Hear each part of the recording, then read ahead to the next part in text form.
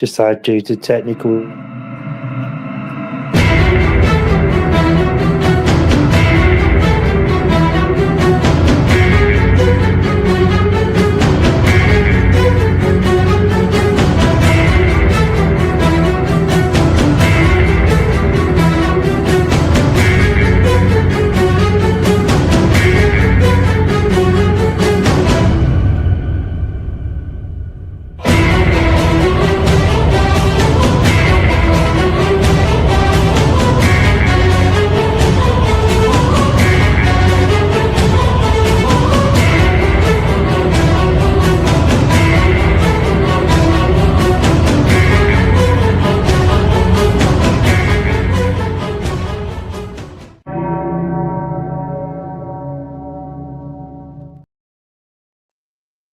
Hello, good evening, and welcome to Monday Night Paranormal Live with myself, Paul, and Jenny from Host for Ghosts, and Angela from South Coast Ghosts, who's very quiet tonight, I'm afraid. We have a technical issue with the microphone on the laptop, so we'll try and last as long as we can, but obviously Angela's trying to sort it out now, so she'll add the comments in the bottom. So we hope you had a great bank holiday weekend. Angela was away in the van for a nice long weekend in the sunshine and the rain, which was nice. We had the grandchildren and bits over 2 nights of barbecues, so fed up with barbecue food now. But yeah, it was a good weekend for us. So tonight we're going to talk about debunking evidence, what you get, what you feel, how you feel. Do you feel it when you go in? Do you feel it when you come out? You know, just please don't. Hi, Dora. Hello. Oh, yours is working. Yeah. Angela's lost sound on her computer. Oh, first cell phone, then computer. Yeah. So welcome tonight. Tonight we're going to be talking about debunking evidence, and we've had a few of this ourselves recently at Fort Brockhurst, where we had a few issues there that we were looking at. So if you send your comments in, tell us how you debunk your evidence, how you go about it. Even when you enter into a location, how do you feel when you enter in? Do you feel anything there? Do you think anything coming out while you're in there? You know, your body's a very good tool to do stuff with, so it's easier to work out. And let us know how you debunk evidence when you get it. You know, how you work it out, how long it takes you. Do you say something? Don't you say something? And that kind of evidence tonight. Obviously, we'll stay on as long as we can while Angela's trying to sort her microphone out, but we're not sure. So you'll get comments along the bottom of the screen from Angela while we're on the air. Obviously, if we can't get it going, we'll just cut it short, but hopefully we'll have comments coming in. I'm sure Luke will join us in a little bit, as he normally does. So let's start off then. So debunking evidence. How do we debunk it? What are we looking for? And what percentage would you say that you debunk the evidence that you gather? So I would say we would probably debunk 80% of what we get is our number. I would have thought around about 80%. Obviously, we concentrate on the surroundings. We don't do any history going in or checking or anything like that. We like to go in sort of as skeptics, let the building connect to us and give us the evidence. And then we can debunk it from there on and see what goes on, how we do it. We had an incident at Port Brockhurst on last Saturday night where we were standing in what they call the artillery room. So we were all in there. There's probably about 10 or 11 of us there, maybe a bit more. And we could see this white light inside the artillery room, but the light was actually moving. It wasn't stationary. It was actually a moving light. So we looked and stood still to make sure it wasn't a torch or wasn't anybody wandering around the fort that shouldn't be, looking for their way back. And then obviously with the people, I try not to say anything because I like people to look themselves and work it out themselves. And as we stand here, you could see these lights flickering along. So we stood there for a little while and a few people saw it. Said, "Oh, look, there's a light," And then we realised then we turned around and stood facing where the cars would be going past the fort and realised it was the car headlights. Because they shut the road off a lot of the cars were trying to get down the road, so turning round because they couldn't get out of the road. So what we were seeing was the reflection of the lights coming through the windows. So hence why the light was moving along the wall and then disappearing. So it wasn't evidence of anything happening, but we went straight back to looking at what could have caused it. Why is the light moving? You know, if you see a light, normally they're stationary, it can be stationary. So we were looking into that and looking, where is it? Why is it? What's doing it? You know, is it paranormal? As I say, 80% of our evidence we can debunk, but it's that 20% that you put down to unexplained. You don't know. So I think I can hear a voice. Yeah, explain, Paul, explain the other light. Yeah. Angela's put, I'd say less than 10% we put down to the paranormal. Yeah. Yeah. Because, you know, we debunk 80%. You know, some of that is unexplained. We can't get to the bottom of it. And having seen the light on that night, on that Saturday night, it was a different type of light in a different area of the fault, in a different area of the wall, of where we were seeing the lights moving along the wall. It was slightly further down, which I think might have been just slightly out of range of the headlight. But this light appeared on the wall, and the only way I could describe this light on the wall was like someone had opened a door with a light behind them, shining through a doorway. And then we saw this black shadow within the two white lights. It's like looking like that and sort of moving backwards and forwards between the white lights. That's the only way I can explain. Like someone had opened a door with a bright white light behind them. Obviously, I saw it, didn't say anything. Then someone else saw it. Then 2 or 3 other people saw it. So it's not that I saw something that nobody else did. We all saw it, but I tend not to say anything until someone else sees it, like a guest, because it's easier for them to see it. Because the power of suggestion is massive. So if I'd have said, "Oh, can anybody see that?" people probably would have gone, "Yeah." But having the guests see it on their own and mention it, because we never mentioned it, you know, we walked down there, we checked, we made sure everybody was in the same area. Though we was a bit spread out, sort of across the width of the fault, but we wasn't one in front of the other. So we checked it with torches. We walked down there. We checked the area, make sure there was no windows, anything that could have shone the light through. There was no windows down there, and the car park. There wouldn't have been any cars in there because they were all parked up, and everybody was in the fault. So there would have been no cars moving around to cause that type of light in there. So, you know, we went back and looked at it. You know, we went back again, another look. We just couldn't believe what we were actually seeing. So we were trying our hardest to find a reason why this light was on the wall, but it was opposite the thickest part of one of the pillars where the light appeared to come from.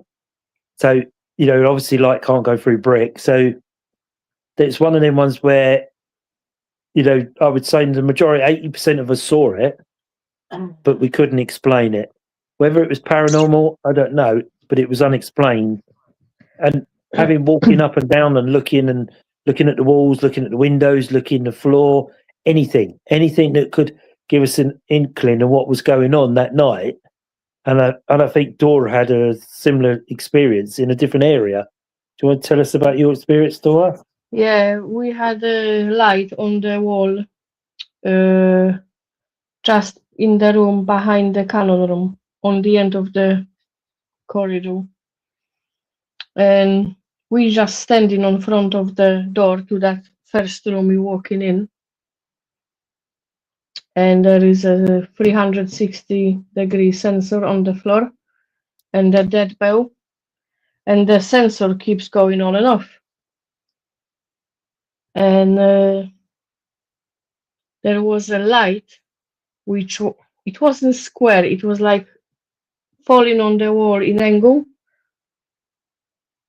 And someone said, "What's that light on the wall?" And some other people say it must be someone walking with the torch to the bathroom. And I said, "I'm ensuring you there is no one going, because other group is in the different location of the fort." And they are going, "Can you go and check?" Good old Dora. Yeah. So off I'm going. Hello, hello, calling out. Pitch black. It's no one there. So I'm come back. I say it's no one there. Plus the corridor I'll go through. It goes around the corner like a bend. So Yeah, even if someone walk with the torch, you won't be able to see that light. yeah, So we were standing there in that door and we watching that light, and it goes black, disappear like someone walk past it, and there's like someone peek around the corner, if you like, yeah. and the half of the light disappearing and then appearing again, and it was all the time like this. And after that, we took the thermal camera out. So we can see on the thermals like a outline of person standing there. Yeah. And one lady from the group, she as soon as she walked in, that light was gone on the wall. And she walked in, she say, I go in there and I stand there and we see if that outline of the person still will be there. And Yeah. you can see on that thermal camera her standing and like next to her, like someone standing. But I yeah, think soon someone entered that room, the light disappeared. I sent the thermal pictures over last week Yeah, to Angela. So yeah, that's good. It's a good idea to go and get the camera as well, isn't it? yeah. Because that worked well, didn't it? That camera. Yeah, but we debunked as well because uh, we all went into that room with sensor, and I said to everyone, please, can no one make any movement because that sensor is very sensitive. And we all standing against the wall, all around the room, and one lady standing opposite the door to the canon room, and obviously there are windows. And she keeps saying she can see that light on the wall and someone standing in the light. And I said, where? She went, well, come here and have a look. And it was exactly the same. It was light from outside Right. because it was on the side of the road Yeah. going in to the fort. So yeah, we had to debunk this. Yeah. It's good that you take the effort, and you've got to take the time, haven't you, to work out, go back Yeah, and have a look. You know, everybody turns their torches on and looks around, and you know, we always do try and debunk it. You know, a lot of people are quick enough to jump on it, say, "Oh, that's paranormal," or that's something. But 9 times out of 10, you can explain it, can't you? A car going past the window, a light, a flicker, something, or voices outside, someone's walking along. mhm, You know, with your voice recorder. You know, when I look back at EVPs, you know, how many times do you think, "Oh, there's a voice there. I can hear it. I can see someone talking." But the more you listen to it with your headphones, the more you start to pick up someone was talking. Maybe Angela's put, I think the sound can be more difficult to debunk because it can be echo and travel. Yeah, it is difficult. It's like if you're doing EVPs, and everybody watching this will know, you know, you want the utmost quiet, because it will pick up somebody on the other side of the fault talking. Because then faults, like Angela's saying it, they echo. So yeah, you can be picking up someone's voice on the other side. And more so, I listened to it on the night in case we picked up something really good. But I'll always go back to my headphones and listen through my headphones because you can hear it clearer if you do get that, or you can hear a conversation. You think, right, that could be two people having a conversation outside. They could be in the corridor. It could be. But people do tend to mutter when you're in an investigation when it's in the dark. That people do mumble to each other, don't they? And you yeah. listen back, you think, oh, there's someone talking there, and then somebody say, oh, Well, sorry, that was us. when I do EVP, I'm looking on the time and I'm trying to listen around what everyone's doing. If there is someone moving or talking, I try to remember roughly what time that was. Yeah, because on my one, it goes. You've seen it got two little lines that move up and down, and each time a line moves, is a voice. So when you play it back, you get a wavy line and then a spike. So you hear the frequency of my voice, then it'll go down and you'll get a little spike. So there'll be something there because it's a different Yeah. frequency to, and like you say, I try and look at it and I'm watching the little recorded things and then they'll go quiet and then you'll get one go up and down. So I know something that said, but I'm listening behind me, around me, in the distance. You're trying to debunk the area you're in by listening, and you do pick it up, like Dora said. You put your headphones on, or you try and do a marker where you've heard that noise, and 9 times Yeah. out of 10 you hear it and you think, right, that's so and so talking, or you can hear laughter and you say, right, that's someone laughing because that is too. Belly good. rumbling Yes, yeah, yeah. most of And you the pick- time. Yeah, and you pick it up, do you? Because them recorders are so good. You can hear somebody's tummy rumble. You know, you can hear someone pass his wind. They pick up anything. You know, and trying to debunk. You know, a lot of people stand there and you hear their tummy go, don't you? And they go, "Oh, sorry, that's my tummy." Yeah. As long as they own up, say, "Oh, that was me," Yeah. then you know that's honesty, isn't it? You're debunking a noise. You think, "What was that?" And they say, "Oh, sorry, that was my stomach." Then that's fine. Everybody has a little bit of a chuckle and you crack on and you understand what you're up against. But the voice recorders these days, like your telephones you use, like Dora does, you know, they pick up anything. You know, Dora's picked up stuff that mine hasn't. I've picked up stuff that Luke's hasn't, and Luke has the similar sort of voice recorder to me. So they're all recording at different frequencies. You know, so some pick up some. I don't think I've ever recorded anything with Luke or anybody that's had the same noise. No. You know, it's very difficult. You go back and listen to it, you think, yeah, and we've done it, Dora, haven't we? Angela's put, I've had Yeah. to completely leave a room before because my stomach kept rumbling. It does, though, doesn't it?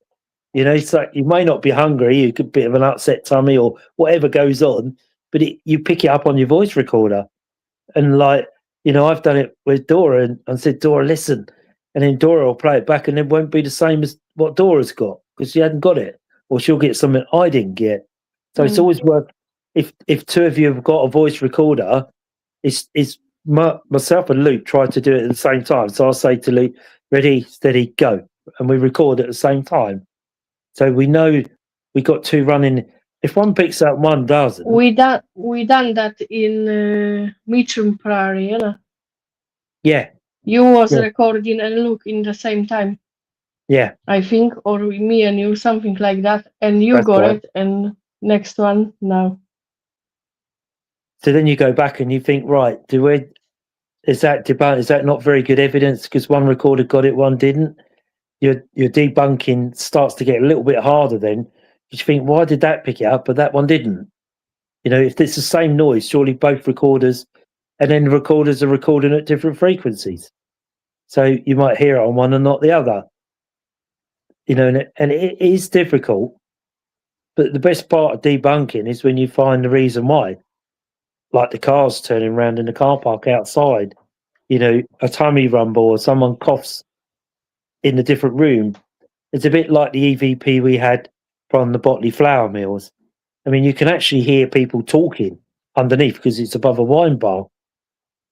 But the voice that came through was completely different to their voices.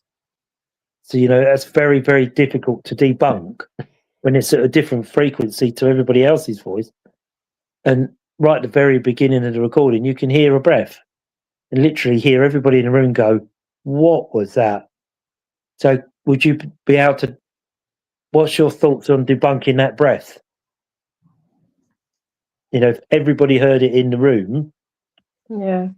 how would you go about debunking it? Because is everybody heard it wrong? What are your thoughts? You can't, yeah. Yeah, it's the 10%, 20%. You can't. Yeah. But you'll have someone say, oh, that must have been someone standing next to you to be that loud. But when we heard it in the Botley flour mills, you can hear in the recording how loud it is. So it actually has to be above that loudness of the wine bar. So for 9 people, I think it's 9, maybe 10 people in the same room heard it all at the same time. it has to be repeated. Yeah, I mean, I understand what you say. It's when 9 people hear the same thing, you wonder then if you've all heard it, is there something there? Or, is it something from somewhere else that's made that noise? But all at the same split second time, we all heard it. So whether you could debunk that and say that, a lot of this anyway is on honesty, isn't it? It could sound like a breath, but could actually be from something else. Yeah, exactly. Because you all heard it at the same time. I think when we breathe in, it sounds different. Then you got something like, you know what I mean? Yeah, but we wouldn't Doesn't breathe. sound like a human breath. No one goes, everyone just breathe quietly. Yeah, you're right. Though. You're right. And usually, if you hear breath of like on EVP, it goes or no one breathes like this. But when you think on all the EVPs you do every time, you would get that noise every time. Yeah, when you do yourself, innit? Yeah, because we had one a bit of a similar sort of thing. I think it was at Fort Widley, Herbert, one of them. I think Angela was there that time when we put the voice recorder on the table, and we had That was Fort Pembroke. Fort Herbert. When we went upstairs, innit? Yeah, we had that clear mark come through on the voice recorder, and somebody said, "Oh, it must have been when you put it down." Only a demon does that, Dora. But somebody commented, which we don't mind. We're all in it together to find out. Oh, must have been when you put the recorder down. It made that noise, but the recorder was already on the table. It'd been on there for about 20 seconds, so it can't be due to movement. If you move the voice recorder, would it move and go Mark? You still have to be skeptical all the time. Absolutely. We are until it gets to the point we like you say, we go into an investigation skeptical. We want the house, the building, the venue to prove to us it's haunted. We could go take guests in and say, "Oh, this is really haunted down here," and people would believe you. It's better off going there skeptical. And if I hear something, see that, I tend to be a bit sort of and see if someone else has heard it, because it may not be anything. I've heard my hearing slightly not good anymore. Someone's got better hearing than I have. They say, "Oh, did you hear that?" And I go, "No, I didn't hear that." But it's not to say that they didn't hear something. It's just that our hearing levels are all different. And it's the same on voice recordings. Was that you, Angela? Is your voice back? Oh. No, it's me coughing. Oh, you coughed at the same time. I was going to say Angela's microphone's back on. Debunked. Hi, good evening all. I've been listening, always interested in topics. Hi, Graham. Good evening to you. Thank you for coming and commenting. Graham's a big part of EVPs. He does some great EVPs. Graham, tonight we're talking about debunking and how we would go about it. And it's like what Jenny said earlier. If you go into a haunted location, what was she saying about being... what do you feel? What do you feel when you go in there? Do you feel dizzy? Do you feel sick? Do you sway from side to side? Back to forward and back? It's like Angela's. Do you have a headache? How do you feel? It's like Angela's, but I think it's harder to debunk when you're feeling something. Yeah, because you may feel that, but somebody else may not, isn't it? I know sometimes when we're out with Jen, but Jen will start swaying, but nobody else is. Sometimes you think, well, that's because she needs to rest because of a bad back or whatever, but that generally means spirit's quite close, doesn't it, for you? How do you debunk that sickness feeling in a certain place in the house, a room in the house? People say, "Oh, don't go down in the basement because that's haunted." So that sticks in your mind. So So you should go down the basement as a skeptic. Okay, if it's haunted, then it will show me down there. That's how I do it. Or randomly feel like bursting into tears. Yeah, but that could be just one person. The rest of everybody feeling all right. So you can't say that's not spiritual or evidence. It's just the way you're reacting. You can't debunk feeling something as it's personal to you and have. Yeah, well said, Alan.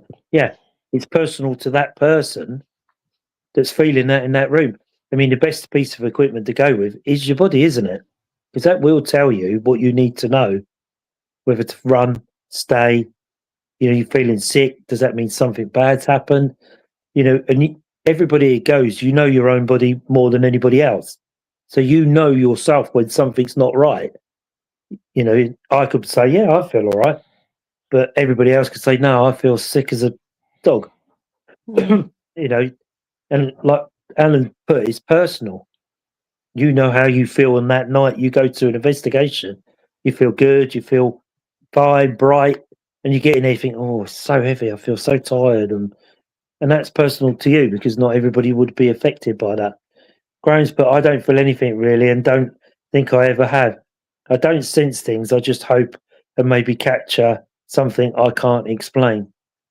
So you don't, if you go, you don't feel anything, Graham, you don't feel sickness or something dread, butterflies, sometimes you get butterflies, don't you, when you're heading, or excitement, you think, well, why am I so excited?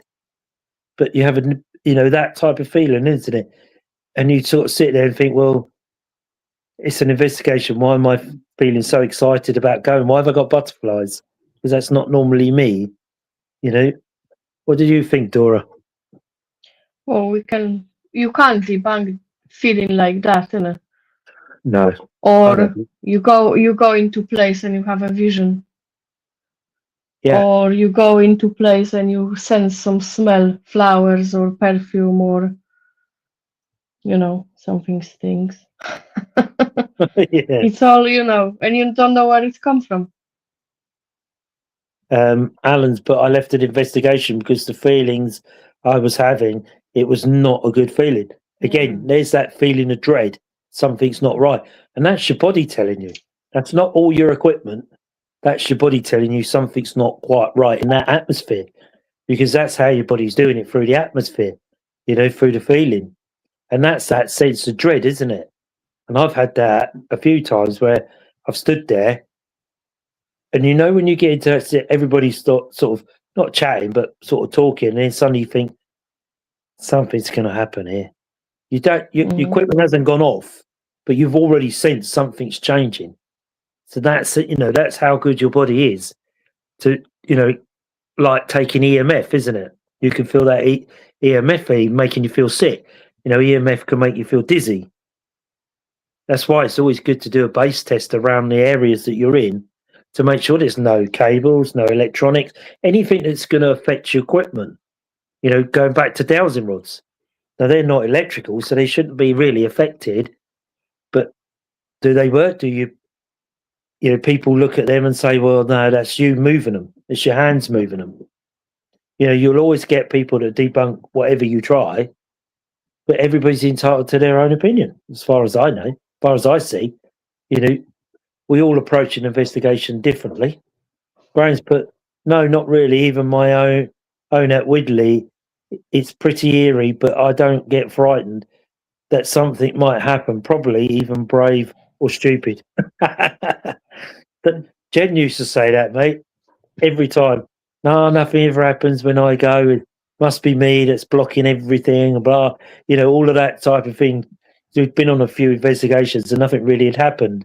But we went on one investigation at Lamb, and I would only say be careful what you wish for, because that night Jen got everything she wished for. Wasn't it? Yeah. The scrying, the shadow, the face, the sheer panic in the room. Got everything she asked for all in one night.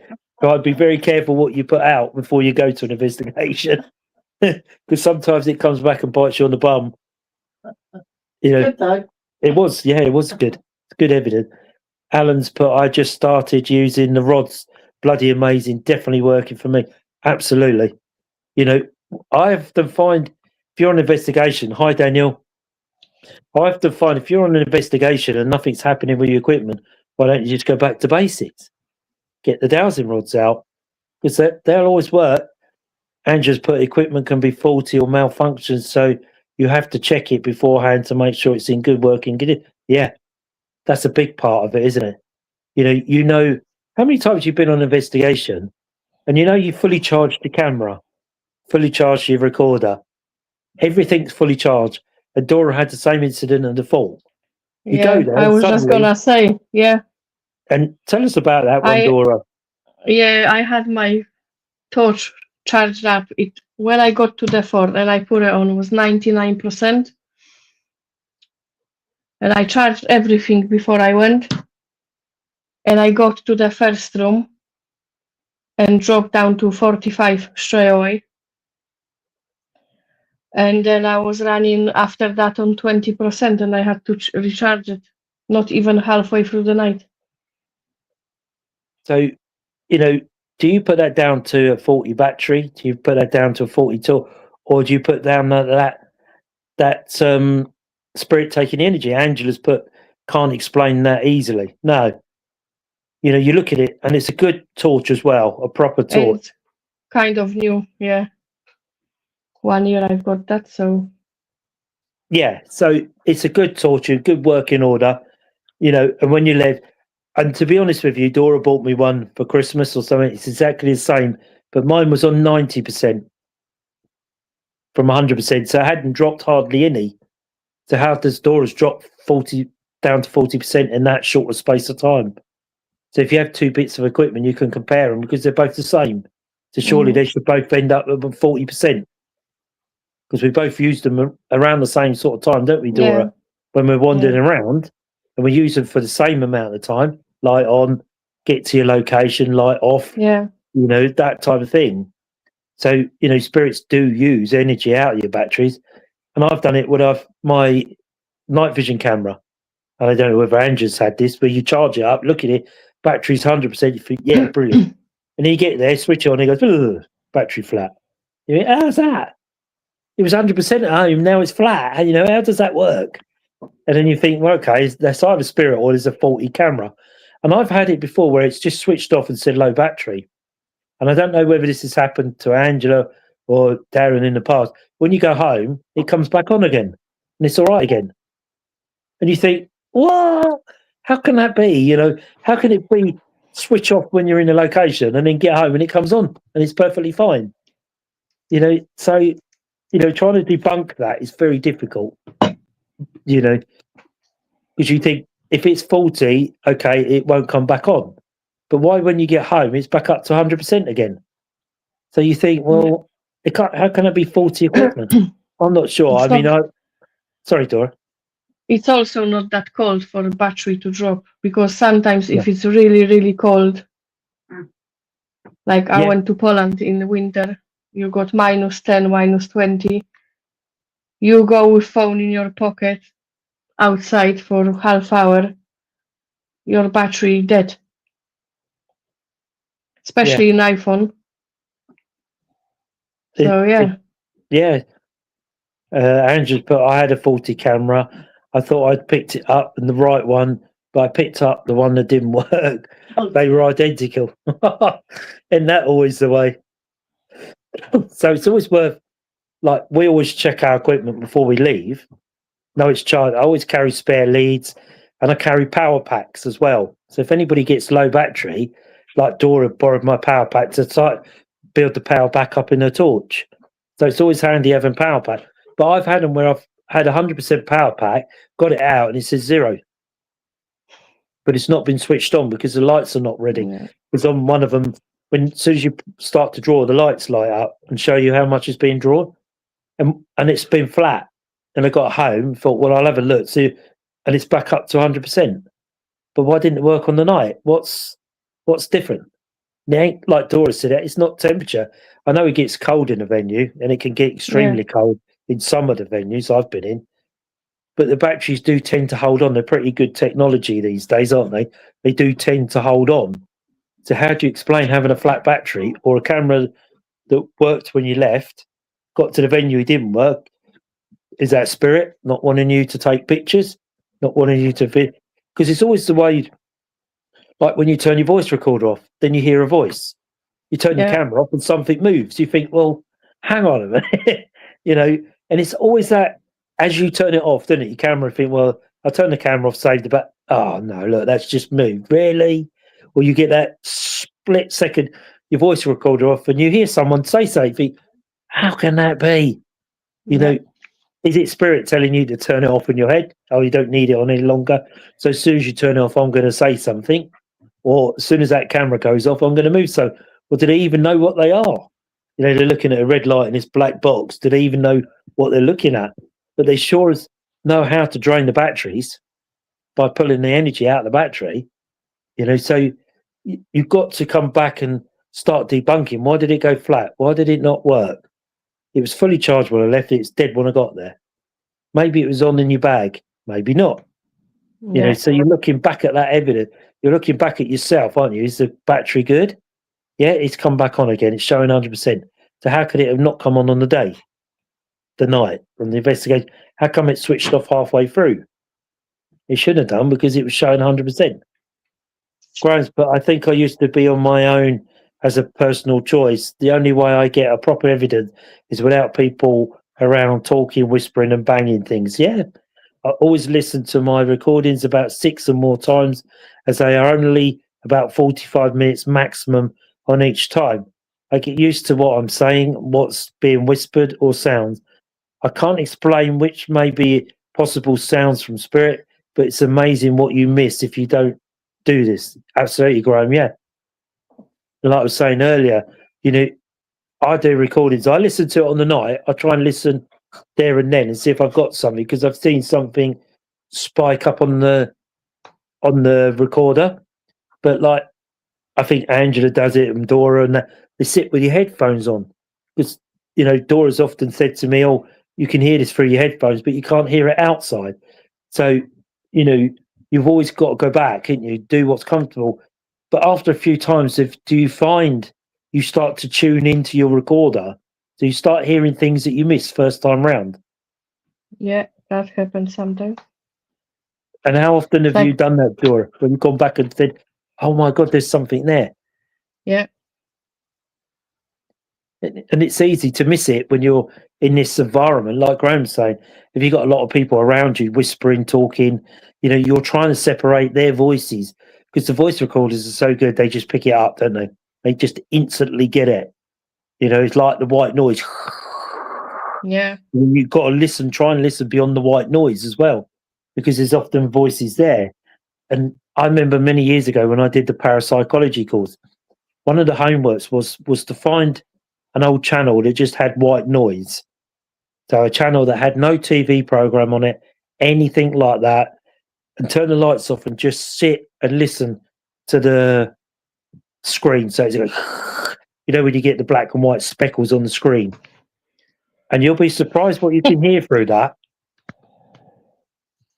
And I sat there and thought, oh, this is totally creepy, because you're on a channel Yeah. that's not used, and yet things you see, like the screen changes and you hear voices. You literally hear voices. I suppose doing that experiment's like using the Estes method, which Dora really likes doing. Yeah. Where you and you listen through the white noise. And we've done it a couple of times, and Dora's had a good experience with it when we were at Tangmere, wasn't it? That one there. That was Yeah. incredible. Listen to that. And obviously you couldn't hear what we were doing. Could you debunk that? Are you hearing things? But the No. things that you were saying were relevant to the questions being asked from outside. So can you really debunk that? As Dora listening to the question outside, because you can't hear anything because it's in your ears. And Dora's answers were very relevant to the questions coming through. So whether you can debunk that due to maybe we do hear something, or we want to hear something, and our mind makes that up for us and gives us a sound, gives us something we want to hear, or is it spirit that we're hearing through certain wavelengths? I don't know. I've tried to debunk the Estes method, but I don't know.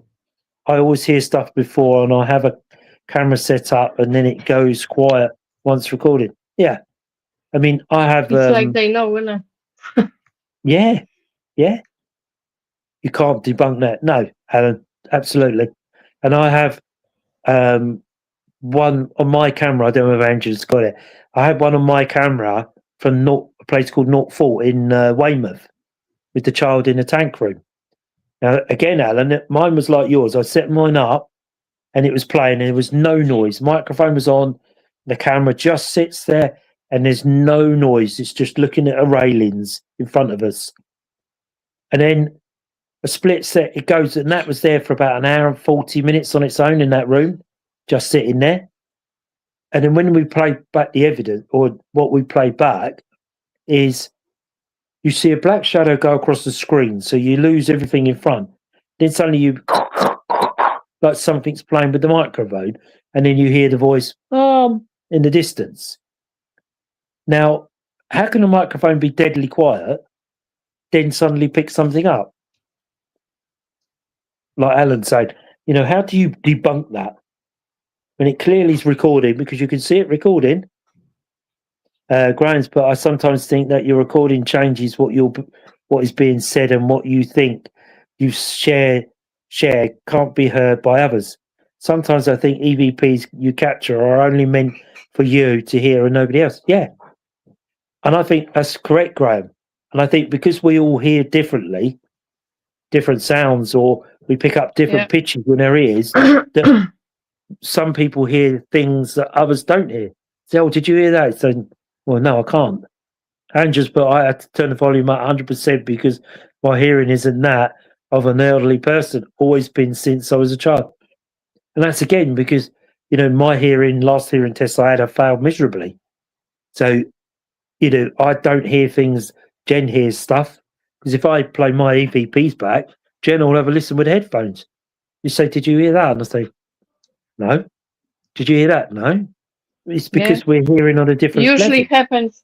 I send you something. I say, "Oh, this and this second. Can you hear it?" No, and I'm thinking, I can hear it. Please stay. Yeah. You're absolutely right, and it's because your young ears, like Angela's saying, that suffered with her ears from a child. So Angela hear all different stuff to what we hear. She might hear low down voices where we hear higher pitched voices. Maybe that's the difference in the hearing range in our ears.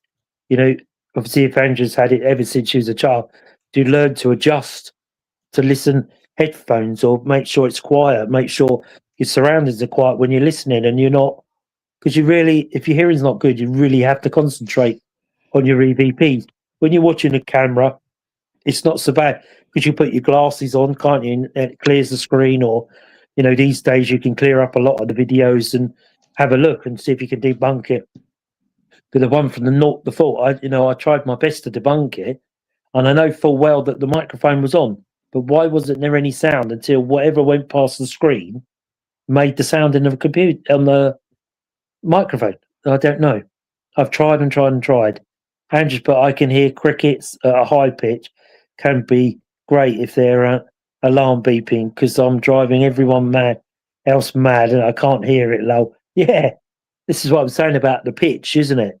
You can hear certain pitches above and beyond, but other people say, "Oh, can't you hear that?" And Jen often says to me, "Can't you hear that bleeping in the kitchen?" I can't hear it. It might be the cooker going beep, beep, beep, like a timer. And she'll say, "Cooker's bleeping," or something. And I can't hear it. And it's because, obviously, our different level in hearing. And that's why it's always good if you capture EVPs like Graham does, is have other people. Because Graham often sends it to me and I listen to them. And I always listen to his EVP. And you can hear it. What Graham says, you can hear it. But it's always good to get someone else to listen to it, because their hearing's slightly better than your hearing. And they might think, "Oh, did you hear that?" Or you say, "Well, no, I didn't hear that." And they pick up stuff that you don't. That's you trying to debunk it, because you get a second pair of ears, a third, fourth pair of ears listening. And I bet out of 4 people, you'd all hear something different in that recording. And it is because of the pitch of our ears. And we do struggle like that. But, and you need to debunk it. So if you've got someone else to listen to it, say, "No, I couldn't hear it." then you think, well, okay, did I imagine that? If you get a third person and say, "Oh yeah, I heard that," think, well, okay, that person in the middle didn't hear it, but two of us have heard it. Do you debunk that then? You know, do you carry on, go on forward? And I mean, like I say, Jen hears a lot more than I do when we listen to recordings, because she said, "Listen to that, listen to this." And I say, "No, I never heard it." And the She bleeping in the didn't. kitchen. She didn't heard yesterday that cling foil falling off the Yeah, cupboard. I did. She heard Yeah? something. Yeah, I did. but we were here yesterday, just sitting, and we heard a donk in the kitchen. I thought, what on earth's that? So we walked out there, and the kitchen cling film was on the floor, rolling, but it was up on the shelf, so it can't come off. But it was on the floor. But that often happens here. We get knocks and bits and pieces, and everybody watching Same there knows. yesterday. Yeah, We came back home. We sat on the sofa talking, and the book moved on the shelf, and we heard it clear as day. Oh my God. do you know what book And it Sean was? said, "No." Sean said, "That book moved, didn't it?" I say, "Yeah, but I don't know which one." And so you Like, don't know which. you know, it sounded like you stand the book on the shelf and it's gonna fall against the other books. Ah, okay. And did you go and have a look, or did you just leave it at that? Did you I try just thought, and debunk it, or? no, I know I wouldn't debunk that. There is no chance to debunk it. And you don't know which They- book it was moved. It wasn't it No, Spirit giving you a hint of a book, a name on a book, no, probably, but I don't know which one would be. right? They 'Cause all you think stack you up didn't see like it, together. right? That's interesting, isn't it? And you both heard it at the same time. Yeah, So it just Even- shows you, doesn't it? Dorite's books moved. I say, I know. It did. Again, go back to watching your film. Yeah, we just carry on talking. Just carry on. Carry on as normal. Dora says you saw a shadow. You saw a shadow in here, didn't you, Dora? Walk past the door Yeah, when we were yeah. When we outside. sat in the garden and we was eating, I say, "Oh, oi, we've got guests coming." Yeah, and that often happens here. We do see shadows and things, you know. Jen says, "I'll draw the curtains in case someone looks in the window." So we have to draw the curtains just in case somebody tries to look in. Obviously, nobody comes around the back of it other than the box. Yeah. So I have to go up. We get up and draw the curtains so nobody can look in. You know, that sort of thing. But again, we've had it where the outside lights are PIR and they only come on movement. And a few times we've had the lights come on outside and gone out to have a look, and there's nothing there. No, There's no yeah, rhyme or same in reason our why. garden. Yeah, There's no rhyme or reason, is there, why the lights come on? or front door. We've got camera, All right. and sometimes I go through it. You know, especially at night time if I see like video record 2-3 o'clock in the morning. I go, "Oh, see what's going on," and light comes on. There is no one there. Goes off, and that's it. But you have picked up some stuff on that, haven't you? The Oh, lights yeah. coming over the top of the house opposite and all of Yeah. that. So, you know, can you debunk that? It can't be aeroplanes at 3 o'clock in the morning, can it? Not with that speed going. Yeah. They're Yeah, clearly on the camera, weren't they? Yeah. So, you know, again, Andrew's put, I thought I saw a shadow in the van this morning. Oh my God. Could have been someone walking past the window, but I didn't see anyone there. Ooh. You carrying hitchhikers in that van, you? Make them pay for the fuel if they're in there. Might have been Darren. Yeah, might be. Could be. yeah. It could be Darren there with you, having a fun time. He was the man for that. And you know, part of being a paranormal investigator, you know, we feel that every day's a school day. You know, we learn something every day. Every investigation, every event is different. You know, whether you could call yourself an expert, I don't think so, because everything's different. You know, you get different noises, you get different feelings, you get different. I don't know, What's- different. Sorry, Dora. Sorry, what's the most scariest thing for me? I just say before I forget. Yeah. Everyone heard stories of mine when I cleaned the gym. Oh yeah, And when I hear stuff there, and I cannot debunk that, and you on your own, that's The most, scary. the most amazing thing I think I've seen was when you mopped the floor Or of the toilets and that footprint was in the. And mate, you know, have you debunked that? Because you're wearing shoes. How can you put a footprint in a wet floor? or I clean set offices as well, and I do that in the evening when everyone goes home. So when I go there, I pull on the car park. There, I have to disconnect the alarm on the app on my phone, and quite few times happened.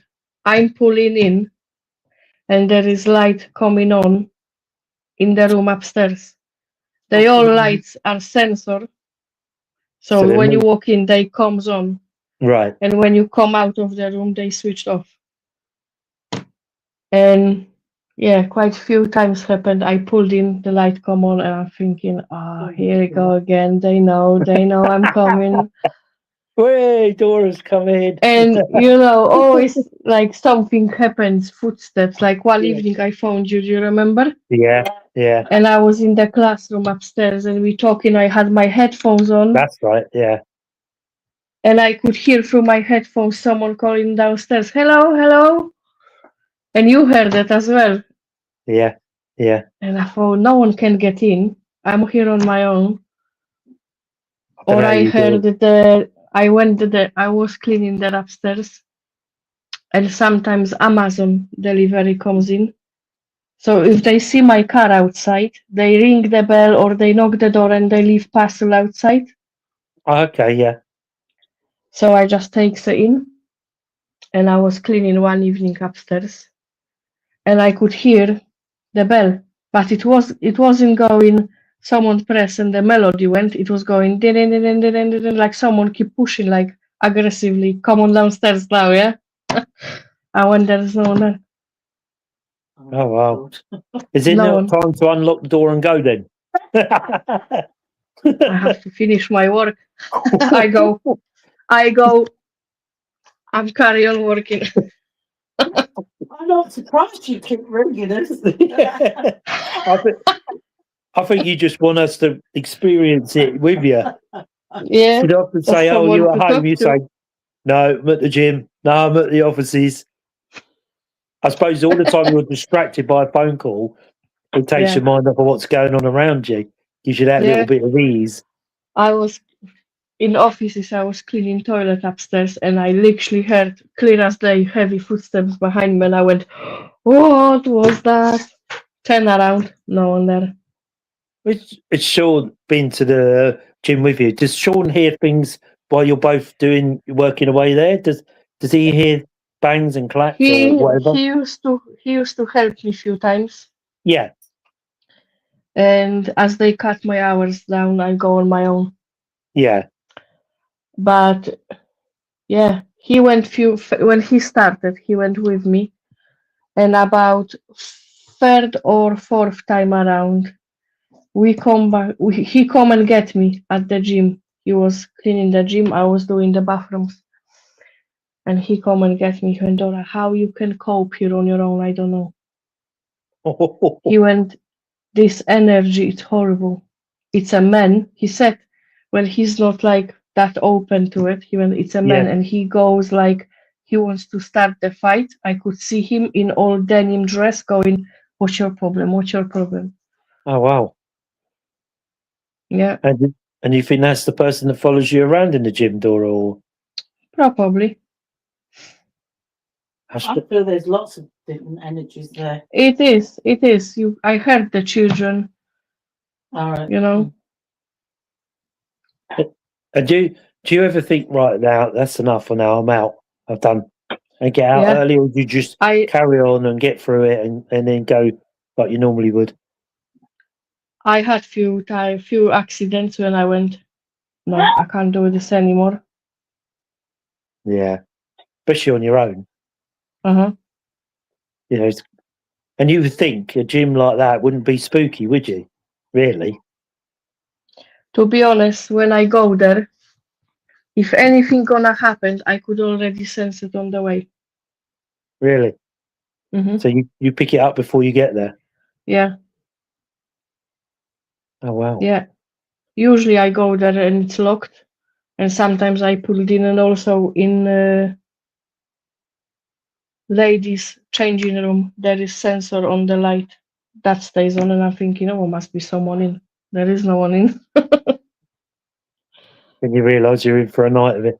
Do you find it more active some nights than others? Or it stays the same? Does it change a To lot? be honest, when I used to work there like 6-7 hours on my own, it would be like a kind of build up. For Okay. example, I start 1 o'clock in the afternoon and I was finishing 7-8 o'clock in the evening. Wow. When you pass that 6 o'clock, that's where all changes. That's Yeah, weird, isn't it? now I start gym after 12 o'clock on Saturday or Sunday. But if I sometimes, like this weekend, I started at 4 o'clock. No, I started 20 to 6. And So I'm you're already thinking, walking in no, yeah, yeah, headphones on, there. do and what I you need to do. and you sort of try and debunk it by coming out and seeing if anybody's there, or you look around, or Graham's put maybe the gym has never been so clean, and then they're just letting you know how happy they are. Well, funny enough, uh, 2 weeks ago, I changed my speaking when I do the EVPs at the gym. I will go around and I will speak. I wouldn't go like, is anyone here? Can you make some noise? Blah, blah, blah. I will just clean and talk like I can see them. Right. Or Right. I would talk to a friend. How was your day? What you've been doing today? Oh, right.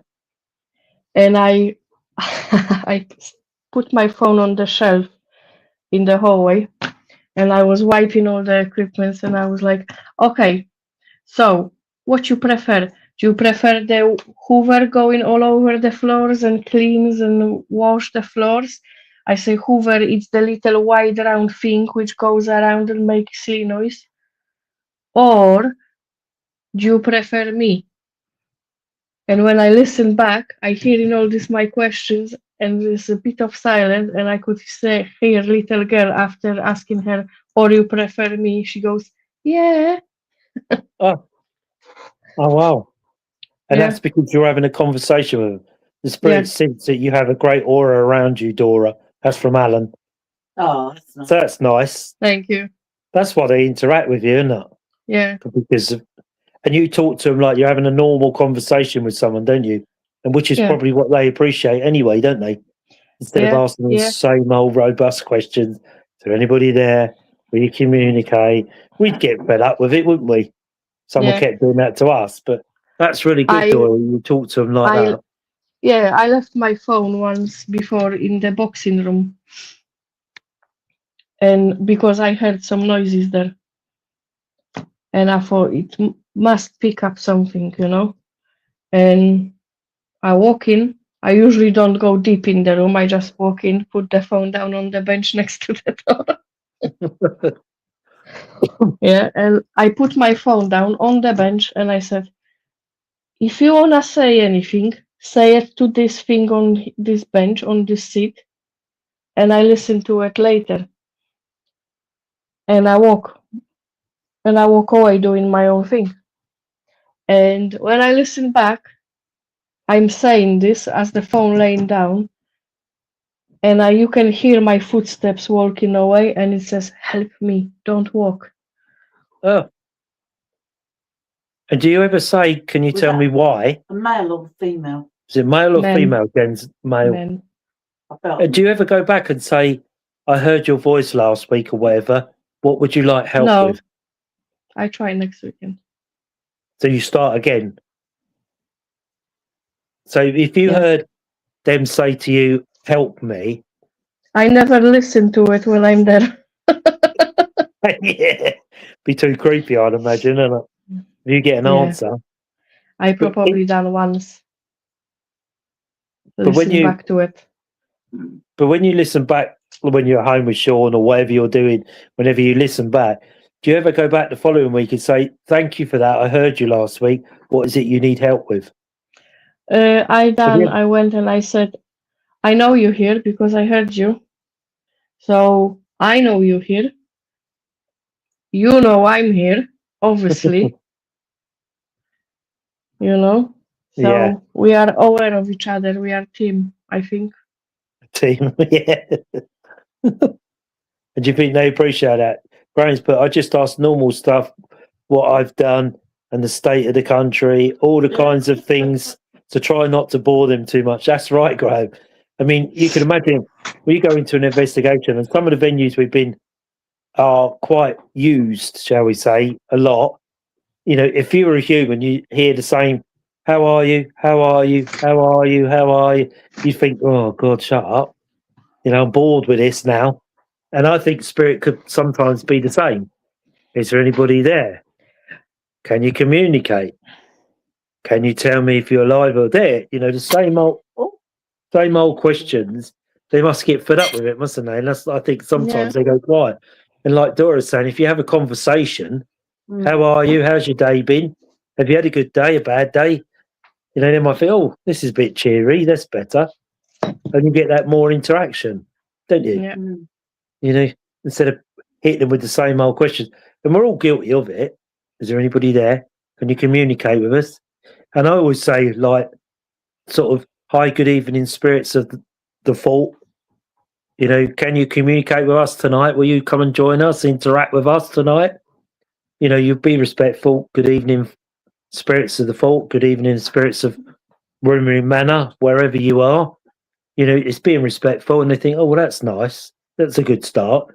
Not, is there anybody here? Can you knock once and twice and three times, or kick a chair over, or that sort of thing? You start off on the right foot, didn't you? Start off with the right energy, and I think that's very important. Sometimes, in some places, you know, they're overused, they're burnt out, as a lot of people call them.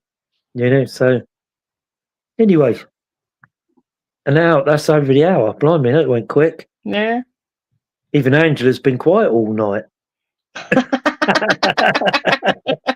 Typing away, I can see her typing away there. Angela's put, a lot of people demand activity. Yeah, yeah. And it's, I think a lot of it's being respectful. Good evening. Thank you for your communication. How are you? How is your, you know, like Dora says, how's your day been? That type of stuff. And they probably quite like that because it's like having a conversation. Like Graham Yeah. said, you know, just talk about your everyday mess that the country's in and all of that type of stuff. And, you know, what sort of, yeah, I've had a bit of a grim day, you know, not had such a good day today. And, you know, and they probably really appreciate that because it's different. Graham's put, all this is asking for the taps and bangs. It's a kids' game. They want to be talked to properly, and you get far better responses, especially if they know you. Yeah, I think sometimes, you know, I had the investigation I did. I quickly at a place called Merriswood. I did it 11 years previous, and then they stopped it. And there was I really connected with that house the first time round. And the second time we went back with the other group, it was about 10 or 11 years later. I can't remember the time. And as soon as I walked through the door, it was like I'd never been away. Like there hadn't been a 10 or 11 year gap. It was so walked in, it was like, hi, good evening, children. Do you remember me from last time? And straight away, we had footsteps, straight away running up and down the stair. And that's because, like Graham said, that I think they recognise you. They think, oh, I remember them. You know, they probably don't have that 10 or 11 year stretch of time because there is no time in spirit, is there? But, you know, as far as we know. So that 10 or 11 years span that's gone past, they probably don't see that. They just see it arrive. Say, oh, I remember them. They were a really good group. They had good fun with them. And we had a good night the second night we were there, didn't we? You know, we had some good activity, really, considering it had not been opened for over 10 years. So I think more polite you are, you've got to try and ask different questions, haven't you? Good evening, spirits, And I always say that. Good evening, spirits at Fort Brockhurst. Thank you for communicating. Can you talk to us tonight? And wait. And it's like you say, you would say good evening to someone you met, wouldn't you? Good evening, morning. You do that, so why wouldn't you do that to spirit? Sometimes also I think just something come to my head. They try to get our attention because they know we are open to it. Yeah. Yeah, it's very It's true. like when I start cleaning the offices and I was downstairs and I cleaned first classroom and then I went to the food and drink machine, get myself a drink. And I could hear some like drop, yeah? And I just stood there and froze. And I'm thinking, what the hell was that? And I went back to the classroom and there was a marker pen on the floor, which was on the side, on top of the cupboard, next to the teacher desk. So that flew about 2 meters off there where it was, on the floor. And I walk in and I picked it up and I say, I know you're here. I know you try to get my attention. Don't try to scare me. And I put it back and I would just carry on. And then I was cleaning the toilet downstairs and I had the open door. And the voice I heard was richly behind the door. It was open, like someone standing there. Very deep male voice. Don't say nothing, just yeah. And that's where I found Poe.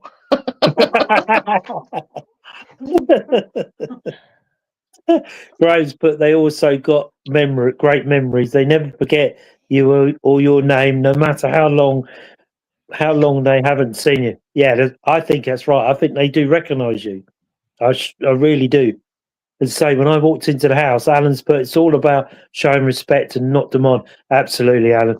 Absolutely. It's always got to be respectful for your surroundings, who you're talking to, and the way you carry yourself and your team. It is about being respectful because they don't have to come out and communicate with you. You can have 8 hours of nothing.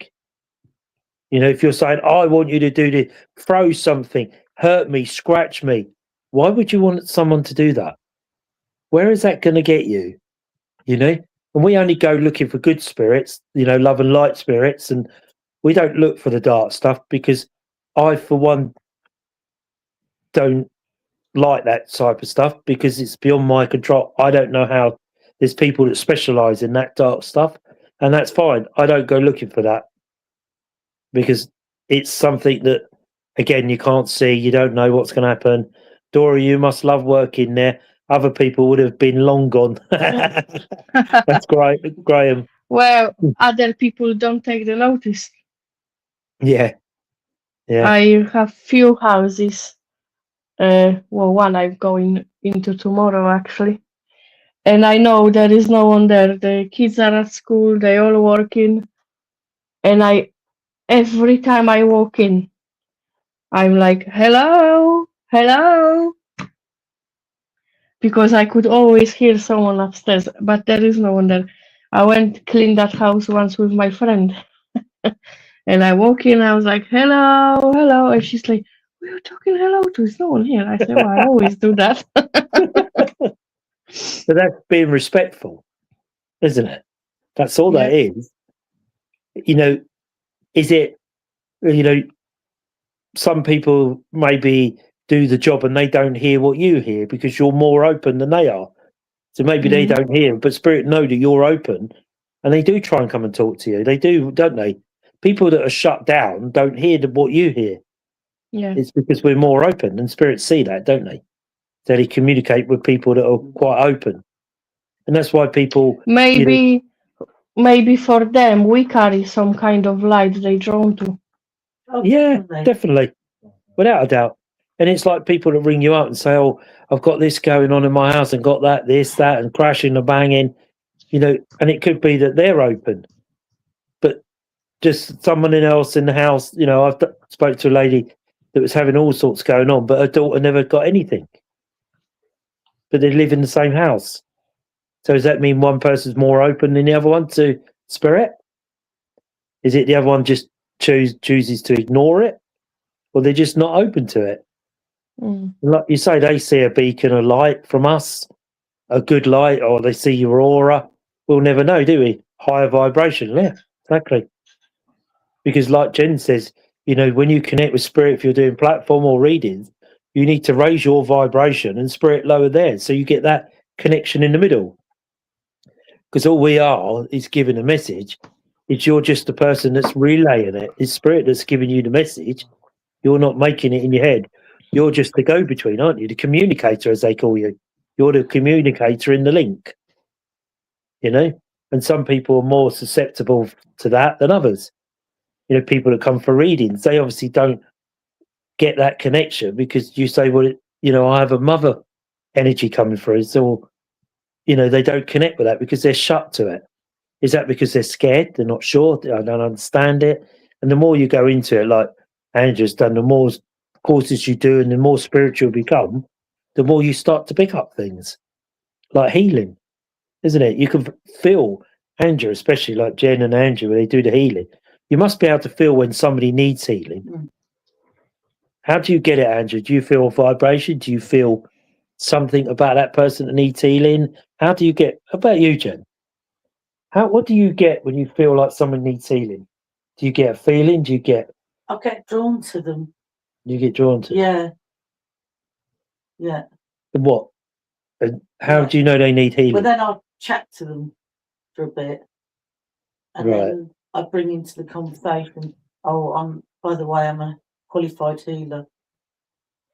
Oh, that's interesting. I wonder how Angela feels. I only give healing if they ask. Do you not feel it though, Angela, from someone? You don't get a feeling that they need. I want to put it onto someone. That's what Angela's saying.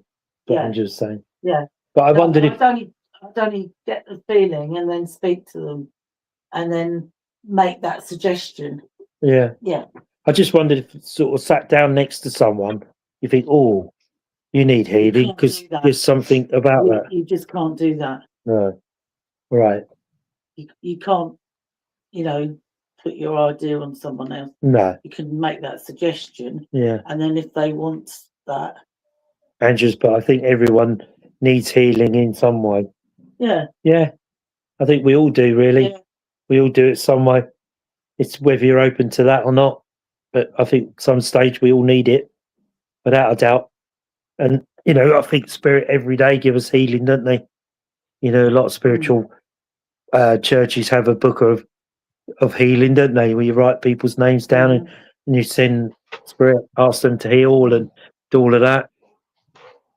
Anyway, if there's no more comments, we've gone 1:13, even without Angela and the microphone. You can cough all you like now, Angela. We can't hear you. So I hope you enjoyed that tonight. Hopefully we might be able to get Jamie from Ghost Dragon Investigations on next week, if we can. See how they're getting on with their investigations.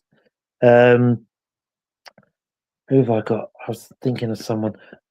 I'll think of someone. If not, send in your suggestions on a subject and we can cover that. Or if you want to come on and join us on here with a subject, you're more than welcome to do. Dora, what was that?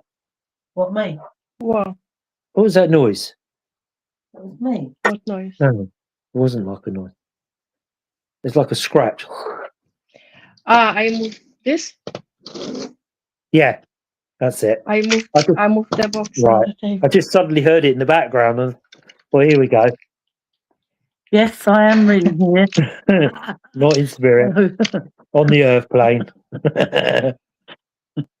Anyway, so it only remains for me to say thank you for tuning in. As I say, if you want to come on, you're more than welcome. Contact Angela or myself. Angela at South Coast Ghost, Paul at Host for Ghost. I'm losing it, tired. And Dora's obviously one of our lead investigators there. So you can even contact Dora if you feel that way, Clive. Yeah. But myself, Angela, Jen, any of us on the team, contact us if you have a suggestion you want us to talk about something, or you'd like to come on and tell us about your team and promote your team and tell us about your investigations to go to and the scary bits of all your investigations. Great chat, guys. Good night. Good night, Alan. Good night, Thank you for everyone. tuning in. So take care, everybody. Night, Dora. Night, Angela. Sorry. Have a safe week, everybody.